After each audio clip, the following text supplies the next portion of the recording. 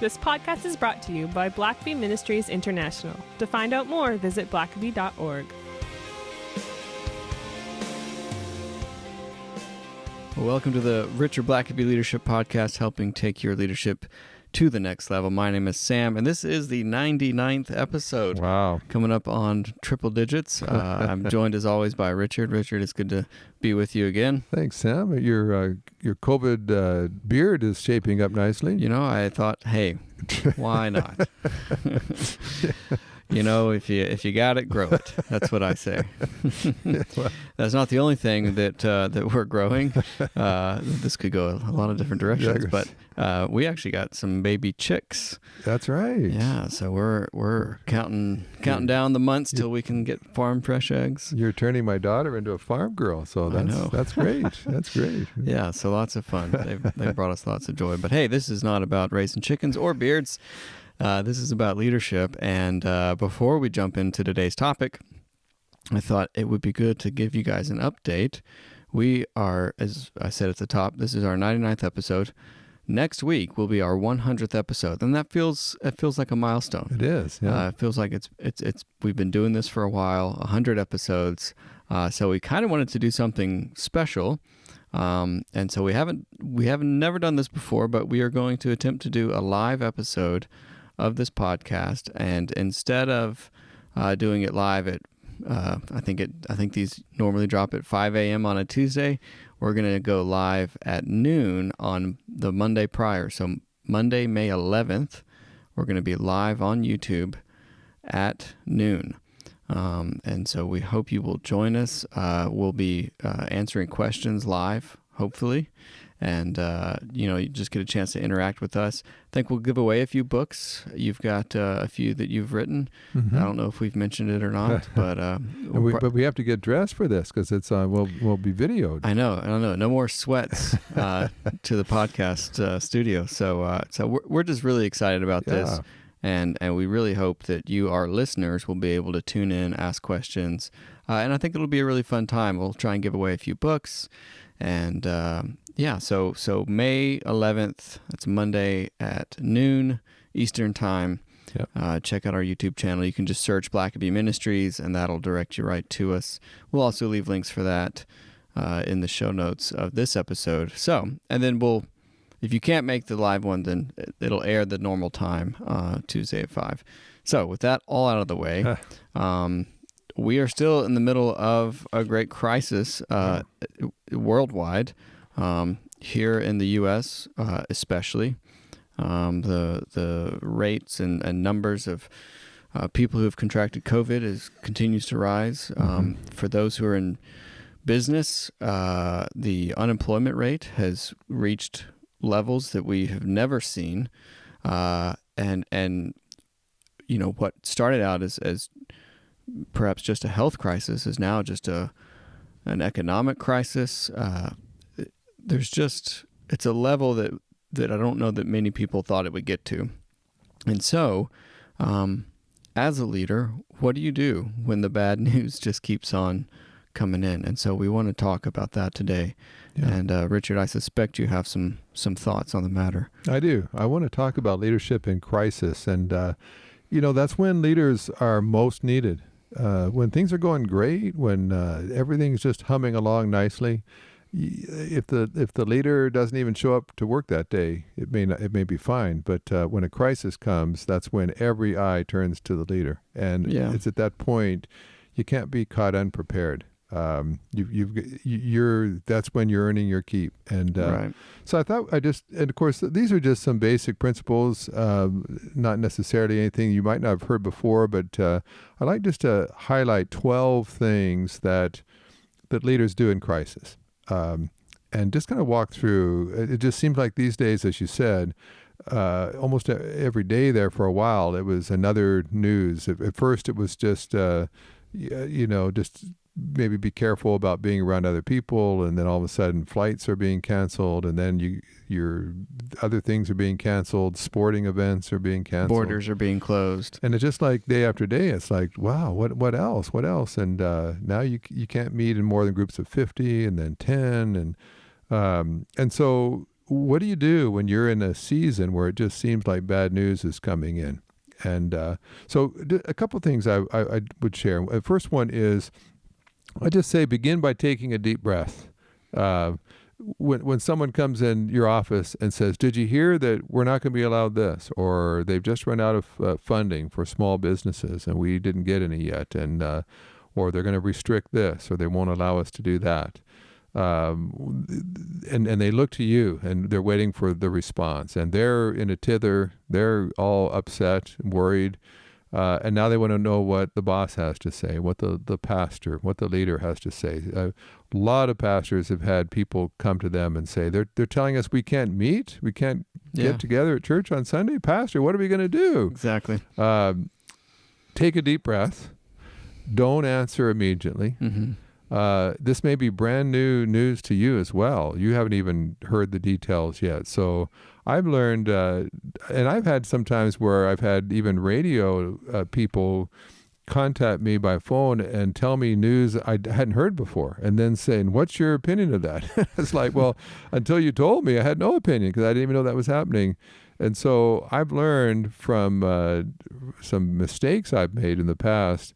Don't immediately respond. You don't know anything yet. I know it sounds awful, but take a deep breath, pause, and because you can't be all upset. Your people coming in the room may be upset. You can't be upset. If the guy in charge is upset and wringing his hands, then everyone else is going to be concerned. And so when you think about some of the great leaders in history, they had a way of just staying calm. I think George Washington was a great example. Everybody else is panicking, and he just refuses to panic. He refuses to run and retreat, wring his hands. He may be upset. He may know he needs to withdraw, but there's even a dignified way if you have to. And Washington had a way of doing that. Ulysses Grant, during the Civil War, at one point, he had an officer come running up to him and tell him that it had been a horrendous day of fighting, and do we need to withdraw? And his comment was, withdraw? Are you kidding? Tomorrow we're going to lick them. And there just had to be this kind of sense of the leader is not in a panic. And so if they're not in a panic, then we won't be either. So don't overreact. Get your facts. Oftentimes the first news you get is exaggerated. It's the worst case scenario. Yeah. And so sensational. Yeah. So wait until you got more of the facts. A second thing I would say is just define the crisis. And again, sometimes a lot of what makes a crisis is everybody's worries, everyone's fears of what might happen, what could happen. And as a leader, you need to be prepared for what might happen, but you don't let what might happen necessarily direct everything with your organization. I would say people might come and say, well, they're saying that they're going to not even let more than 3 people meet together. They're saying that husbands and wives will have to sleep in different bedrooms. I won't even be able to see my kids. It's like and you stop and you say, but they haven't said that yet. So we're not going to respond to what they might do. Let's what are the actual facts, and now we know how to respond. So we could run out of money if this thing lasts for a year and a half, but at this point we're not at a year and a half rate. Right now we still have some money. So let's talk more about what we can do, let's talk about what we do know. And let's define this. And right now, we may have to lay off more of our employees. At this point, we only have to lay off this small number. And right now, we may have to start marshaling our funds more tightly, but at this point, we can still pay these bills. And so let's get the facts. That doesn't mean you're sitting still, but that means you're saying, I want to define what exactly is the challenge we're facing. Let's not fight against stuff that hasn't happened yet. Yeah. Let's figure out what is it we need to respond to, and let's address that right away. A third thing, very important, is just communicate. Now, the problem sometimes is that we don't know very much. We're still learning ourselves. So I know some leaders who will say, well, I'll communicate as soon as I have something to communicate. As soon as we're going to make once we've made a decision on how many people we're laying off or what we're cutting, then I'll make an announcement. And that might not be for another week. So for a week, everybody is dying, waiting to know what you're going to do. I've just found that certainly in times of crisis, you need to be regularly in touch. And you may not have anything new even to say. Yeah. You might just more need to be just encouraging people to stay calm. I don't have any updates specifically on what we're changing at this point. I just want to let you know we really do care about your distress and your concerns, and we want you to know that we value you, and we're doing everything we can to try to protect your job. I think even if the update is, hey, we're doing what we can, we don't know yet, you'll be the first to know when we do. Yeah. You know, like even that, I find is and maybe they'll comforting. say the government has said that by this Thursday they'll be announcing whatever, and so we'll be responding as soon as that report comes out. We'll have in some way even just a timeline to say you'll hear from us then. But what that tells people is that you're working on it, and right. That you do care about the fact. And in organizations of any kind and any size, people sit around and talk and worry and fret, and they need to hear from the person in charge. A fourth thing that kind of goes with that is just be visible. Be visible. Don't seclude yourself back in the executive suite when there's a crisis going on. And you may have to go gather with your direct reports and really hash out some stuff. But then go walking down the hallways, go walk the shop floor, and let people know, hey, the boss didn't jump on his private plane and race off to, the Caribbean to get out of this thing. Like, he's right here. He's right at headquarters. He's walking the aisles. He can't necessarily talk to every solitary person, but he's smiling. He's confident. He's listening. He's noticing people, I found I had to do that sometimes. When I was a seminary president, I could get cloistered all day in my office on the phone, answering emails, meeting with various people. And meanwhile, I've got people all strung around the facilities, all worried and wondering what's going to happen. Yeah. And there were times they just needed to see me walking by. And, you might as a leader actually be concerned and so on. And you might have a reason to be concerned. But there's times where you just need to have a look of confidence, a look of peace about you. You don't have to be just necessarily slapping people on the back and telling jokes, but you should look like things will be okay. One way or the other, you're going to get through this, and so you're not panicking. And so I found that be visible, be walking about. And it just sends there's just something comforting in a time of distress where you see the boss, you see the leader, and he's on the premises, he's walking around you, he's noticing you and speaking to you. A fifth thing is just tell the truth. I know sometimes we want to try to put the best spin possible on things to try not to ease people's worries and fears. And that's fine to try to have a hopeful word to share, but don't exaggerate things that are certainly not true. You're going to have to retract later when people find out that's not how it is. Don't say things that are worse than they actually are, but don't necessarily say things that are better than they are. I don't blame people at first. People. When COVID began, were saying, well, more people die from the flu than from COVID. Well, from what we knew initially, that was true. Mm-hmm. But you want to be careful you don't downplay things and make it seem very minimalized. You also don't want to make it sound like it's going to be the worst thing since the Black Death in the Middle Ages either. It's you just want to say, this is what we know. This is the facts as of today. Here's what I can tell you, and this is all true, and this is all what's happening. I can't really comment on that yet because I don't know. And you want to just be known as a kind of person that you may not tell people everything they want to hear, but everything you are saying, they know they can take it to the bank. Yeah. And so very important just to be truthful as well. And maybe at least just one other here for a break is just show compassion. Some people are just worriers. Some people are much more emotional. And there, some people, like if there's going to be job loss, they're much more likely to be on the cutting block than maybe you are. So there is fear and anxiety, and you just need to let people know that you care about their concerns. Now, there's times where you can lose your patience.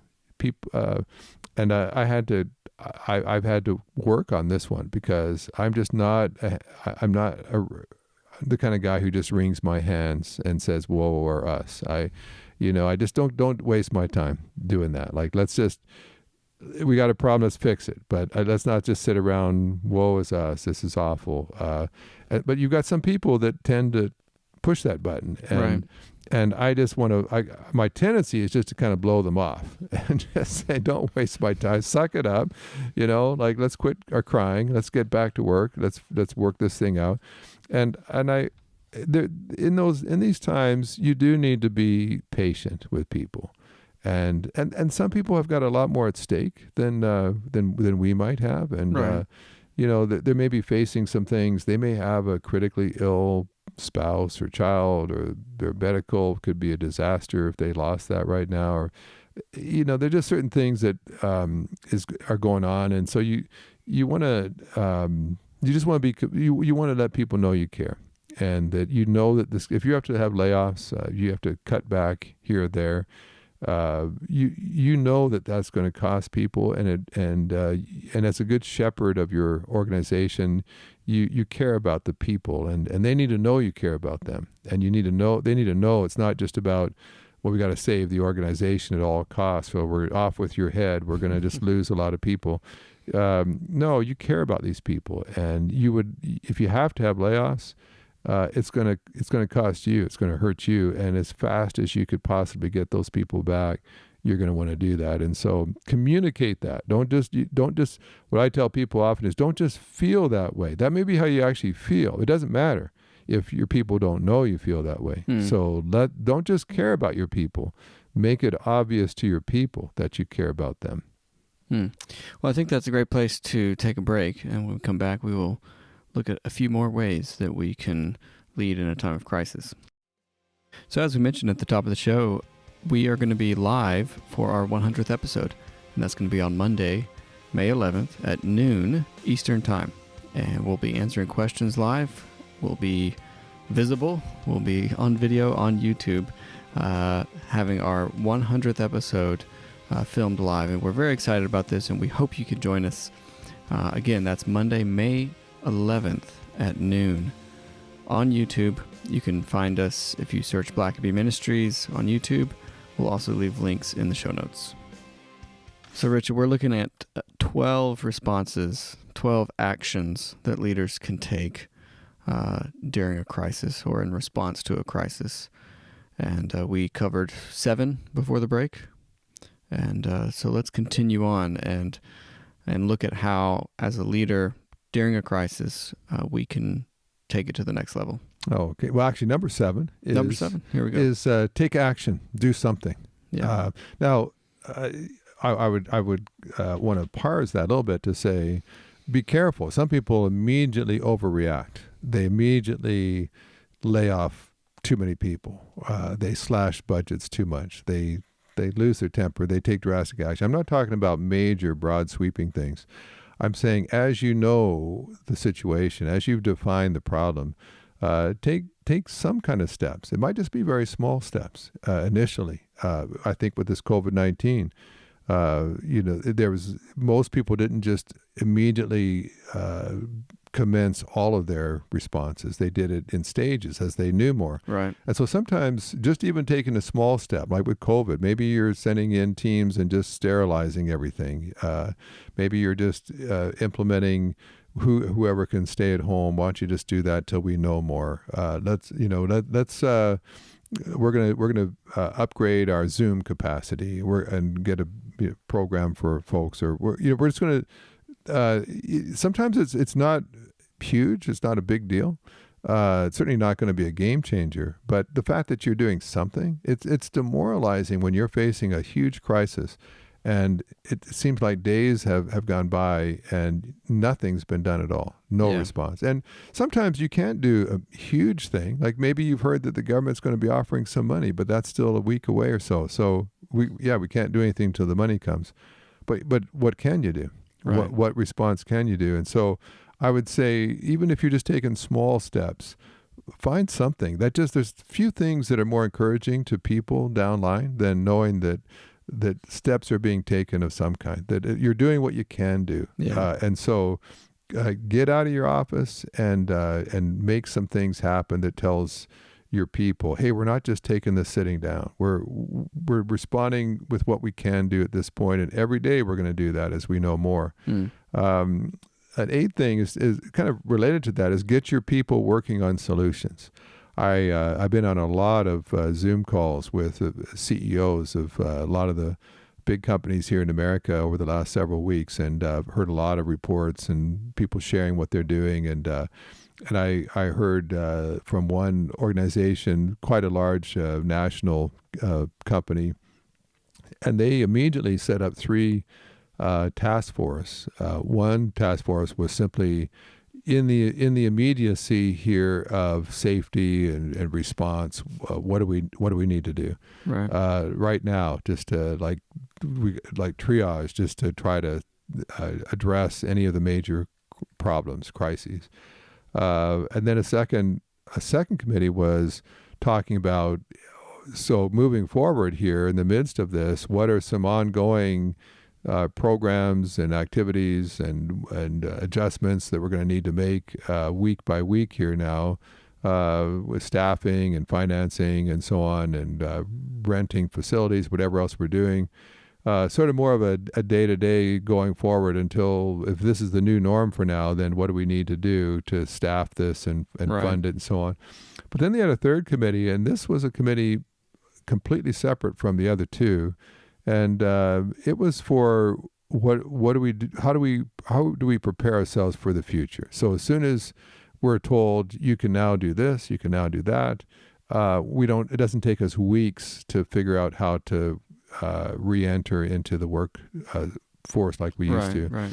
And they intentionally did not want the same people on committees. They want each committee to focus specifically on their assignment and their problems, and to address it well. And I thought, that's great to even have a whole committee already saying, we will have a detailed, well thought out plan ready to implement the day that we're free to do that. And so we won't waste a day.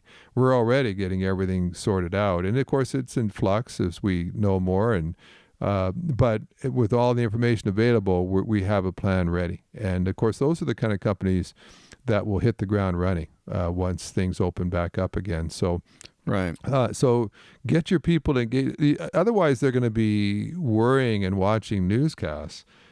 Get them working on solutions. And typically, there's a lot of resources, a lot of great creativity and thinking among our people. So instead of them worrying about the problem, get them working on the problem. And of course, in churches right now, there's a lot of that needs to take place. As here in Georgia, we're being told that with certain restrictions, we can start meeting again. But boy, there's a whole lot of logistics you have to work out before you actually start doing that. And so that's a great thing for churches to have teams working on, to say, how do we keep our kids safe? How do we keep our seniors safe? When do we do this? How do we seat people in the auditorium? When do we let them in and out of the auditorium? And a lot of planning that just needs to go into it. And so get your people working on solutions. Otherwise, they sit around and worry about the problems. Get them working on solutions.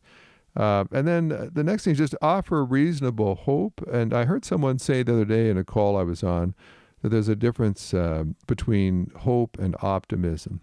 Sometimes you can just have kind of an optimistic attitude that's not based on anything except that you're just a positive person. It'll work out. Just trust me. Yeah, it'll work out. It'll be fine. Well, why will it be fine? Why? I just know, Richard. Whereas hope is based on facts. It's based on reality. I have hope because that's why Christians have hope for the life to come, because it's not based on I just hope it works out. It's because, well, Jesus was raised from the dead. These are the promises that Scripture has, and so on. So be hopeful with people. Of course, as we said earlier, don't exaggerate. Don't say things that aren't true.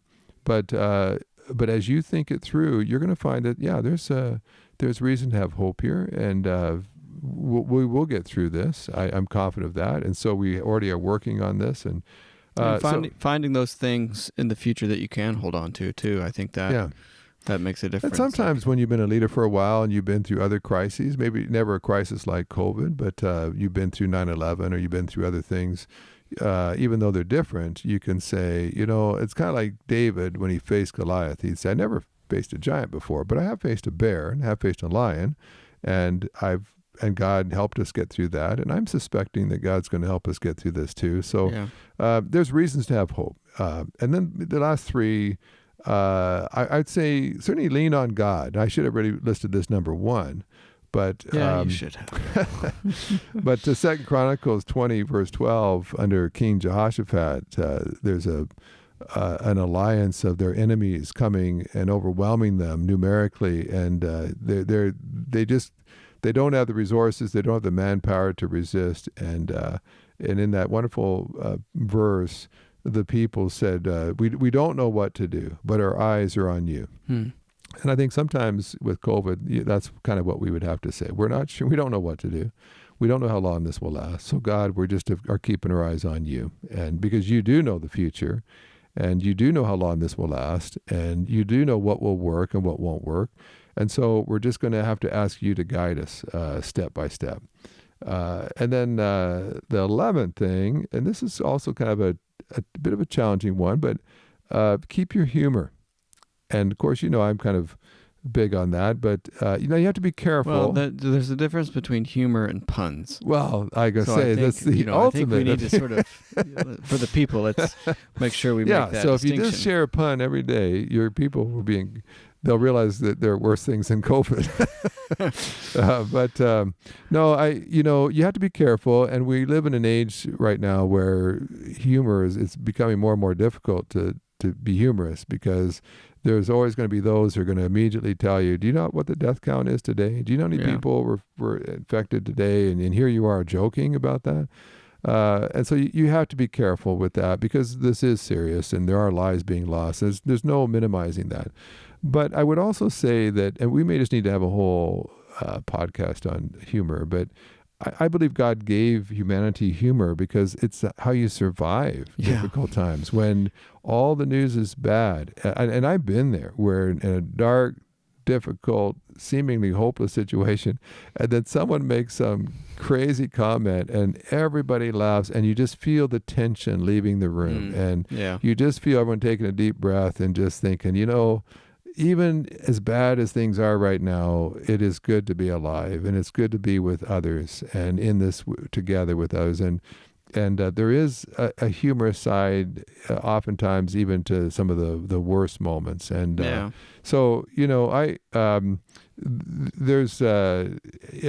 just lots of examples. I love the story of Hannibal of Carthage when he was facing the Roman armies. At one point, this massive army. He's got maybe 40,000 men. The Romans have 80 to 100,000 men facing him. There's 2 to 1 almost odds. And his men are shaking in their boots. And one man, Gisco, is just a foot soldier, and he's he's shaken. He's so scared. And Hannibal's riding by with his officers. He sees this infantryman that's obviously scared to death. And he pulls over and he says, "Are you okay?" And he says, and he looks out at all the enemy Roman soldiers and says, "What are we going to do?"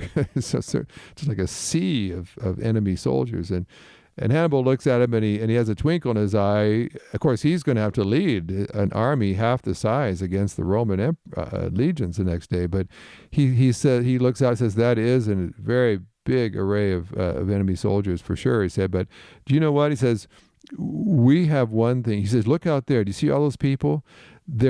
We have something none of those people have." And Gisco said, well, what is that? He said, we have a Gisco, which was that man. And Hannibal and his men just kind of laughed and said, we've got you, and we're counting on you.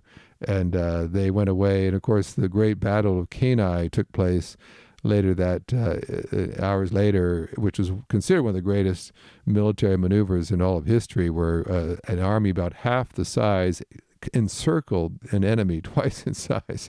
Brilliant maneuver that's studied even to this day.